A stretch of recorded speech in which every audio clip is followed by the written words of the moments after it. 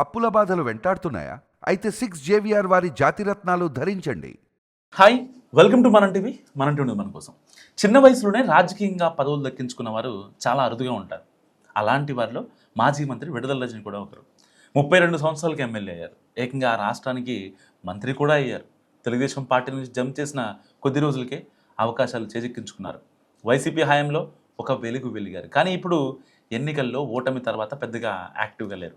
మధ్య మధ్యలో బాగానే కనిపిస్తున్నారు, మళ్ళీ అజ్ఞాతంలోకి వెళ్ళిపోతున్నారు. తాజాగా ఇప్పుడు ఆమె పెద్దగా కనిపించడం లేదు.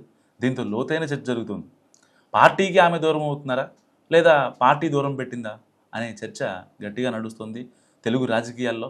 తెలుగుదేశం పార్టీ ద్వారా పొలిటికల్ ఎంట్రీ ఇచ్చారు రజని. ఆ పార్టీలో ఉన్న తక్కువ సమయంలోనే అధినేత చంద్రబాబు దృష్టిని ఆకర్షించారు. ఒక సమావేశంలో అయితే తాను చంద్రబాబు నాటిన మొక్కనని, ఆయన కట్టిన హైటెక్ సిటీలో ఉద్యోగం చేసి అక్కడి నుంచి అమెరికా వెళ్ళి ఈ స్థాయికి వచ్చానని చెప్పుకున్నారు. ఈ సమయంలో జగన్మోహన్ రెడ్డిని తిట్టడం ద్వారా ఫేమస్ అయ్యారు. కానీ 2019లో ఎన్నికలకు ముందు వైసీపీలో చేరి ఆ పార్టీ టికెట్ తగ్గించుకున్నారు.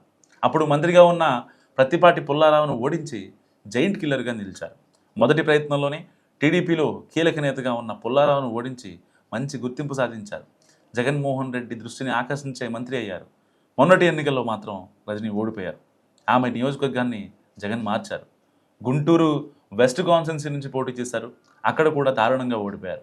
రాష్ట్రంలో పార్టీ ఓడిపోయిన తర్వాత వైసీపీ కార్యక్రమాల్లో అప్పుడప్పుడు కనిపిస్తూ వచ్చారు. అలా యాక్టివ్ అవుతున్న క్రమంలో కొన్ని రకాల కేసులు ఎదుర్కొన్నారు. అయితే ఎన్ని కేసులు ఎదురైనా పార్టీని విడిచిపెట్టే ఛాన్స్ లేదని కరాఖండిగా చెప్పారు రజని. సో జగన్మోహన్ రెడ్డి కార్యక్రమాలకు హాజరవుతూ వచ్చినా ఇప్పుడు మాత్రం ఎక్కడా కనిపించట్లేదు. సో కూటమి ప్రభుత్వంపై గట్టిగానే కౌంటర్ ఇచ్చేవారు అప్పట్లో. అయితే ఇప్పుడు మరి ఎక్కడికి వెళ్ళిపోయారు అనే ఒక చర్చ తెలుగు రాష్ట్రాల్లో నడుస్తుంది. పార్టీ ఆమెను పక్కన పెట్టిందా, లేదంటే ఆమె దూరంగా జరిగిపోయారా? అసలు ఎందుకు నిజంగా కేసులకే భయపడి ఆవిడ బయటికి రావట్లేదా? ఇంతకుముందు వాయిస్ గట్టిగా వినిపించే రజని మరి ఇప్పుడు ఎందుకు మాట్లాడలేదు? మస్తుగా కామెంట్ చేయండి.